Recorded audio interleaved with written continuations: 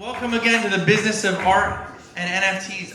I'll admit to you. So first, Adam sent me a texted list of questions, and he knows how terrible I am at following instructions. Better stick to the script. Well, kidding. We'll see. So I'm going to try that, and then we'll go ad lib immediately after. But the moderator's introduced himself, and panelists will each do their own intros. Well, that's a good idea. Actually, for the uninitiated, I'm going to market Victoria first a bit.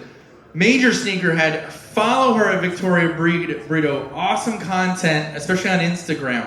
Victoria, let's add to that. What? For the uninitiated, Yes. let's add to that. So I live in New York City, Brooklyn, in the house. If anyone's in BK, what's good? Live in New York. Been modeling my entire life. I was discovered by Bruce Weber here in Miami, and it all kind of my entire life changed forever. Been walking fashion shows, and then I decided that I was very bored.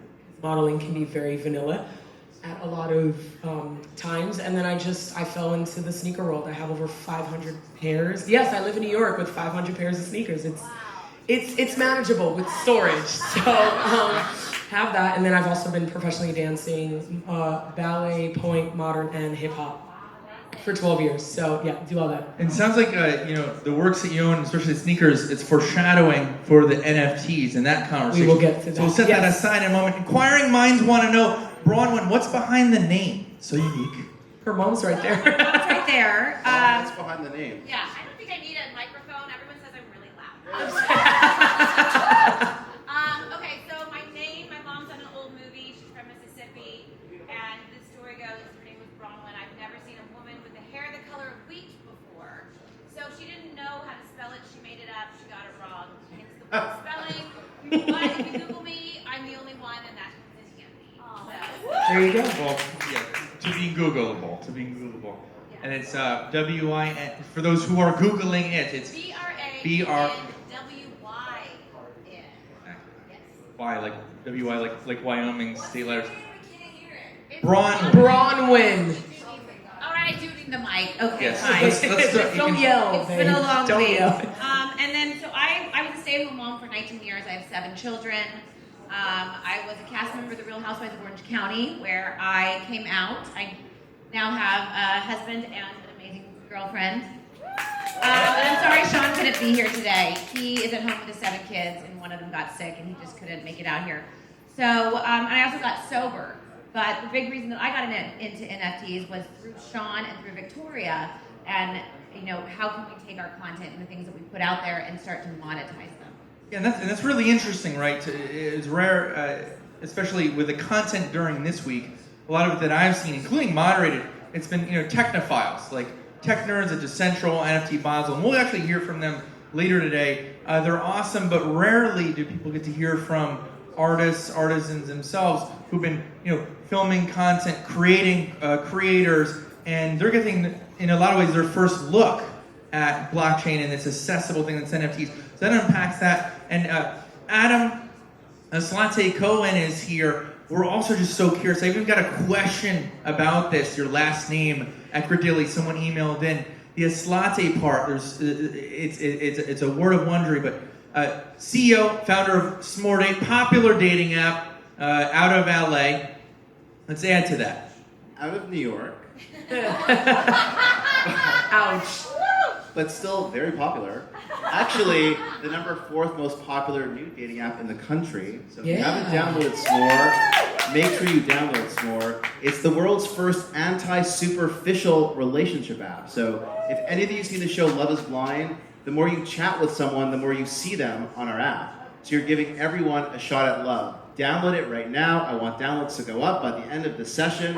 What else was your question? I'm a one-track mind. This is business. What's up? Yeah, so someone emailed in asking about your last name, and I said, Was that ask you? him. Was that you? No, we get a lot of just bizarre inquiries. So media outlets, just Media 101, you just get flooded with pitches. Everyone wants an article. It's like you're in the market for attention. You also get these really weird stuff, as if you're like the publisher of their book, and then you somehow know everything about every subject that we've covered. Naturally, the Lay Foundation there, we covered S'more and Adam's company. So people were asking about your background. They were curious who you were. I said, find this guy, Adam on LinkedIn. I didn't want to, pawn off your phone number. Tell us more. We got some family backstory. Yours. Yes. Okay. So before we get to my name, so I come from a company that you may have heard called Bumble. So got my start there, worked for a lot of dating apps in the industry. Aslatei is actually a Romanian last name. So my father is Aslatei, and my mother is Cohen. So like Braunwyn, I have a hyphenated last name. You both, I swear. Yes. Victoria, we're somehow. And then so I'm I don't even have also middle names. married, so it might be double hyphenated at some point, Oh, for sometime Christ's soon. sakes. Yeah, when we have children, we're gonna have 3 last names, I think. You guys Yes. are- Yes. So anyway, on this So topic. back to so- NFTs. Back to NFTs. Yes, truly, and let's wade right in. So we're also curious to just get inside of your mind.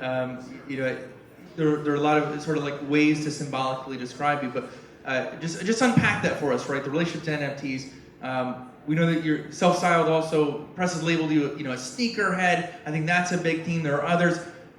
What's your first blush or foray into the NFT space, Victoria? So how I kind of found out about NFTs, it was during NFT New York week. I actually hung out with Sean, and I am a part of a members crew called House that's based in LA and New York. And we went, I didn't know what the hell I was in for. And in walks Timbaland, like probably one of the best producers in the world. If anyone knows Aaliyah and Missy Elliott and all that, so he's a legend in his own right. And so I'm looking at myself, I'm confused. I'm like, why are you, okay, this math doesn't make sense, but like, now I'm curious. I want to know like what it is that you're gonna say that can make NFTs easier for me.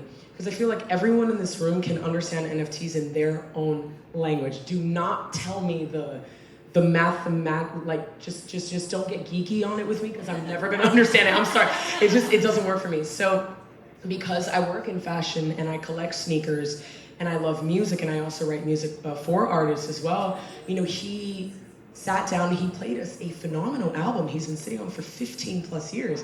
He didn't know what to do with it.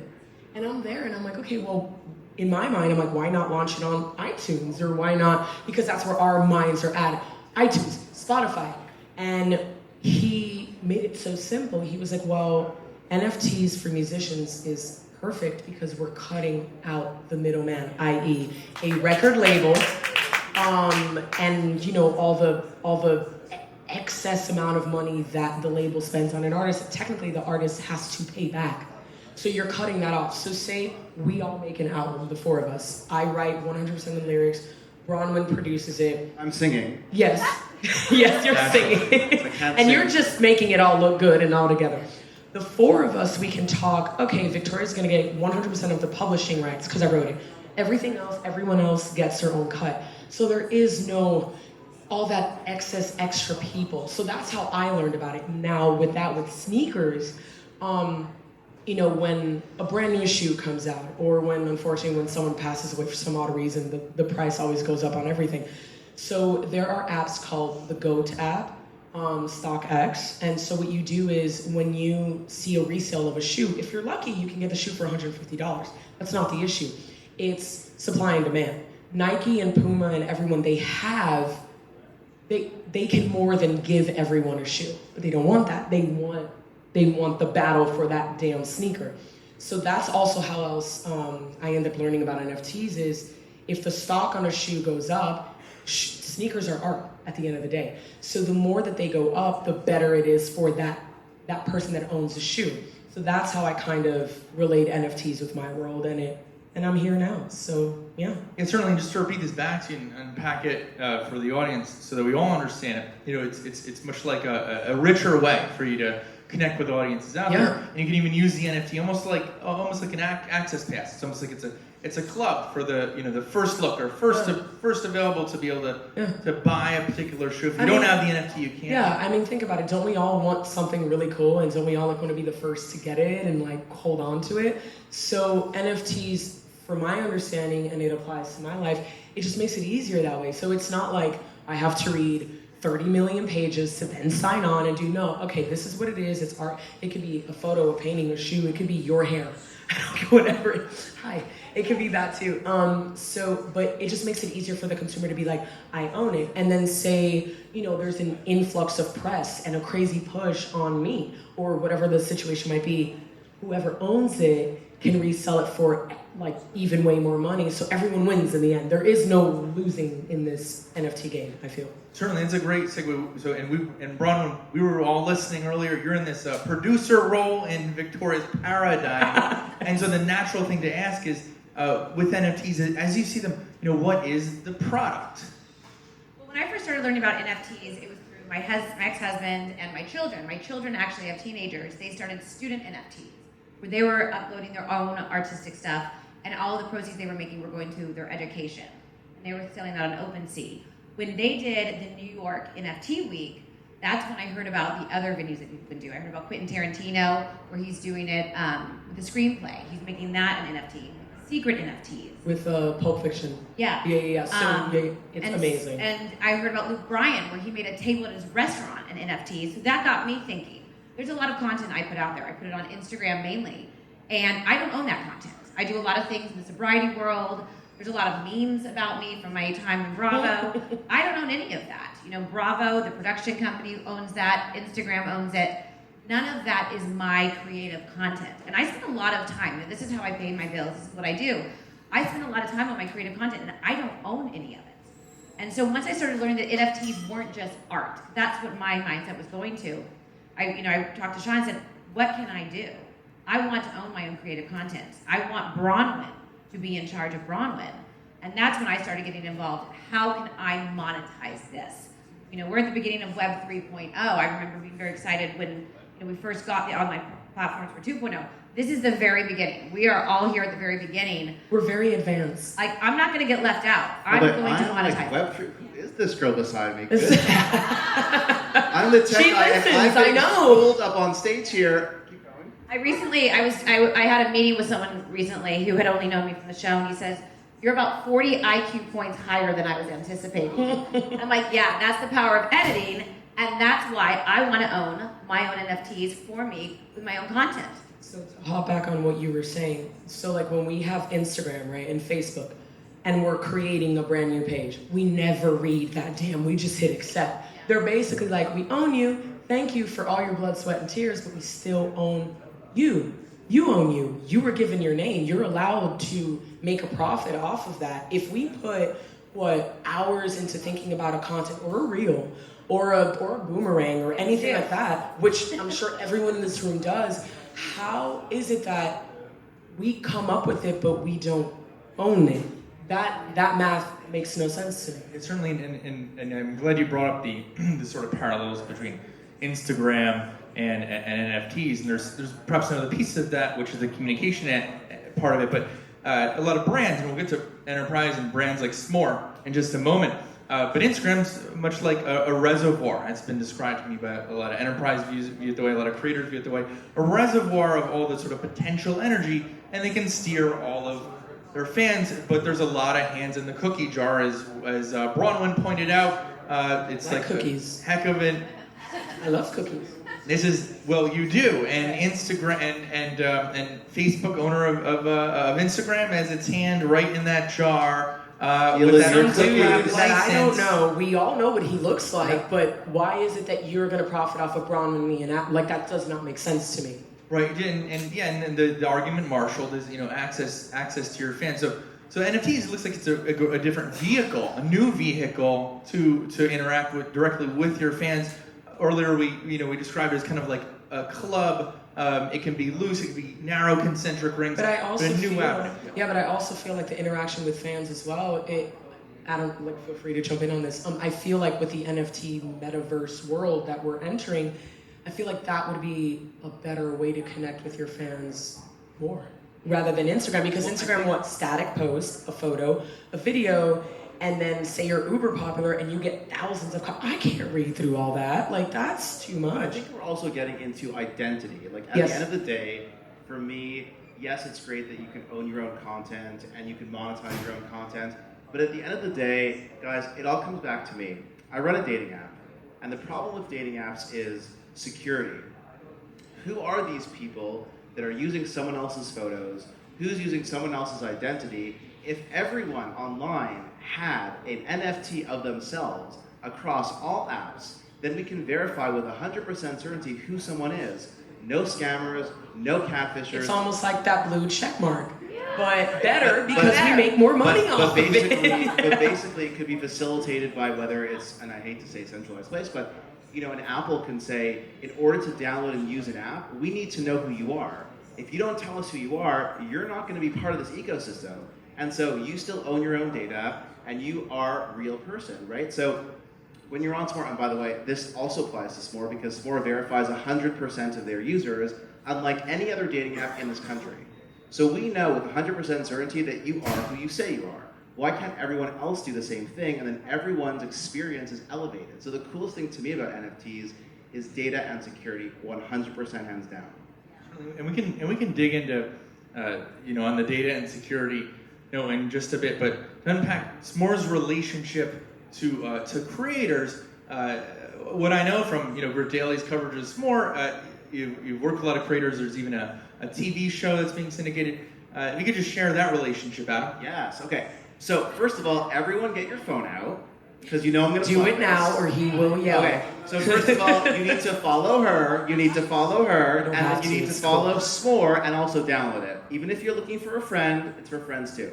Okay. So when we were launching our product, this is at the beginning of COVID. It's Trump's in the White House. It's Black Lives Matter. Really important things in the world are happening. All of a sudden, here comes Adam launching a new dating app. Who the hell cares about me? And seriously, who needs a dating app in the middle of this stuff happening in the world?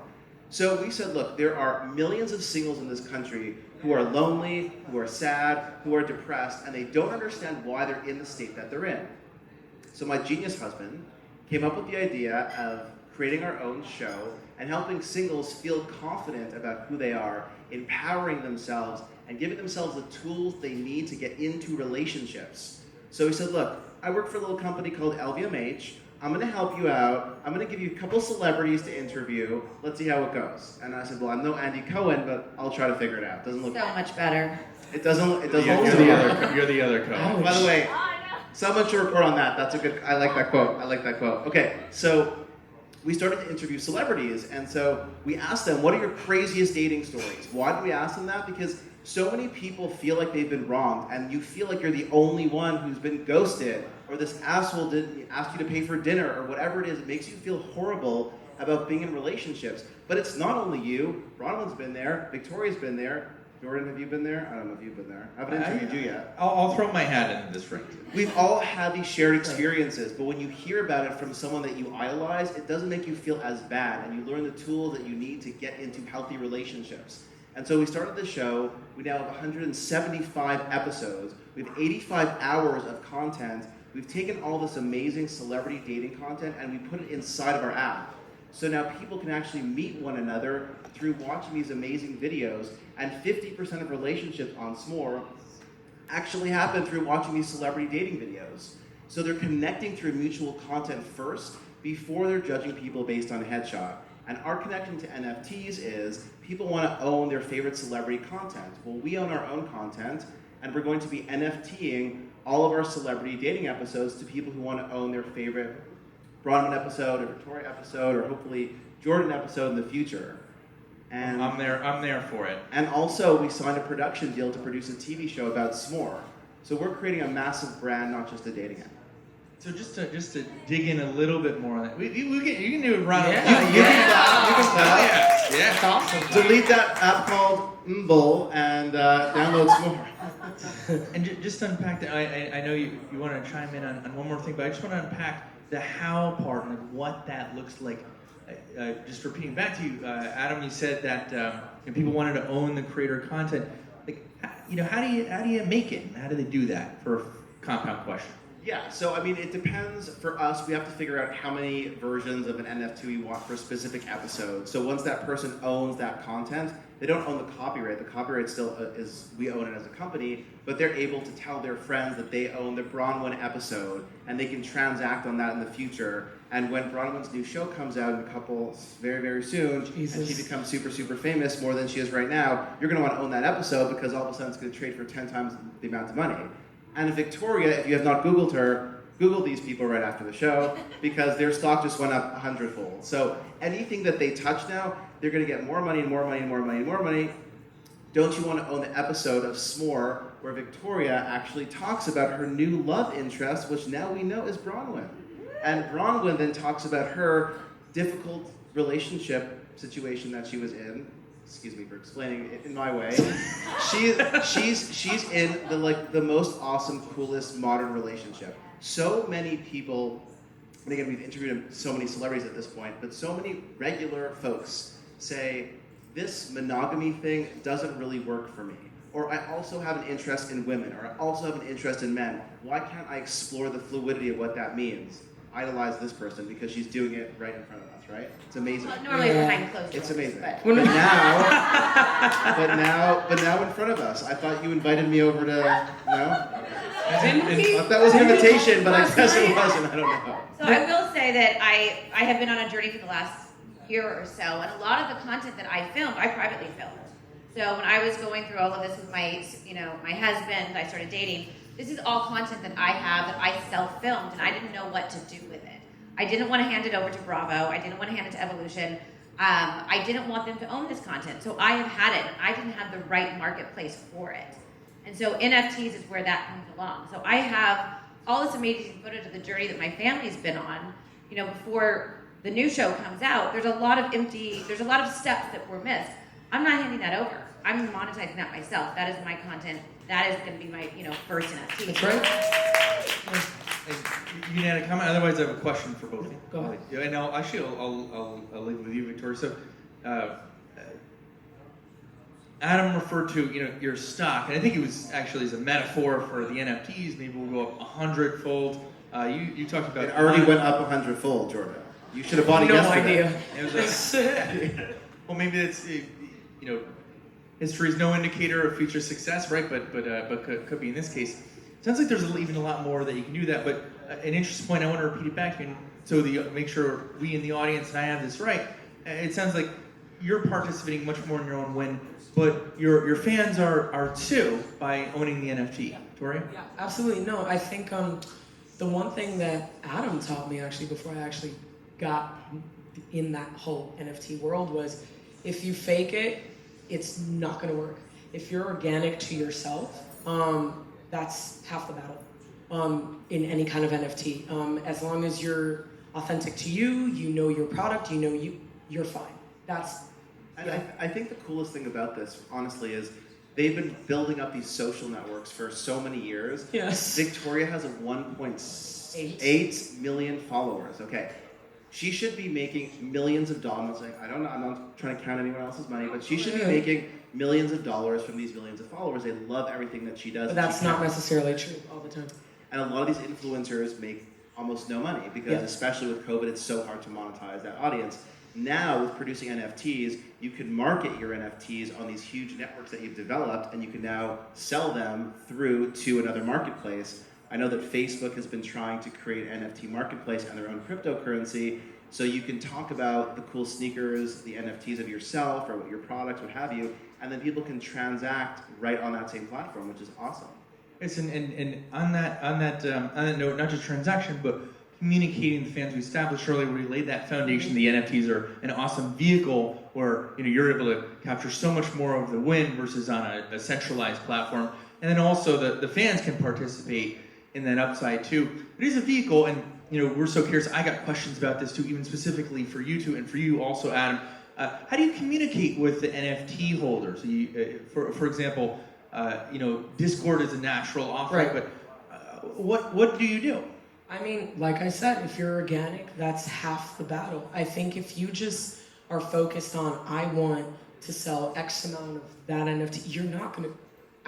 And this is not just for NFT. I feel like this is for any company or business. Like, if you're just money-driven, it's never going to work.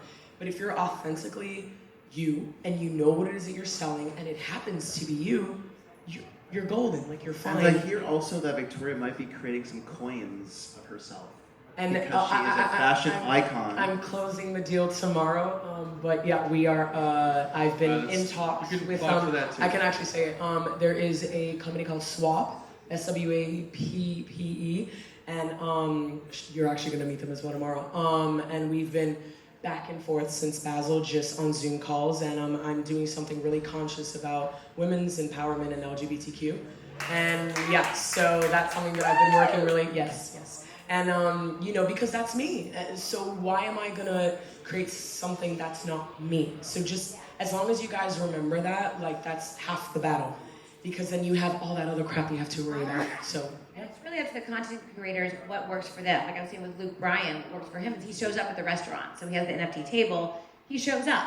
That's how he keeps the demand high. So what's going to work for you, for her, isn't going to work for me. Because we have two different fan bases. It's almost like again, like what I said earlier, like when a shoe drops, crap, no one can get it. How can I get my son or my daughter who's a sneaker? They really want these crazy Nike off-white crazy sneakers. How can I do that? Oh my God, they're $3,000. Crap. Why do they go up? Supply and demand.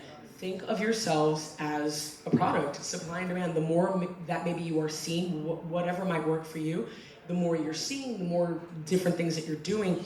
Exactly what you said. Think of yourself as a stock. I think that's the easiest route. Thinking yourselves as a stock. We just have a minute more, so I'm going to go to you, Adam, and then give you the last word, Braunwyn. Adam? Word about what? About what I was saying.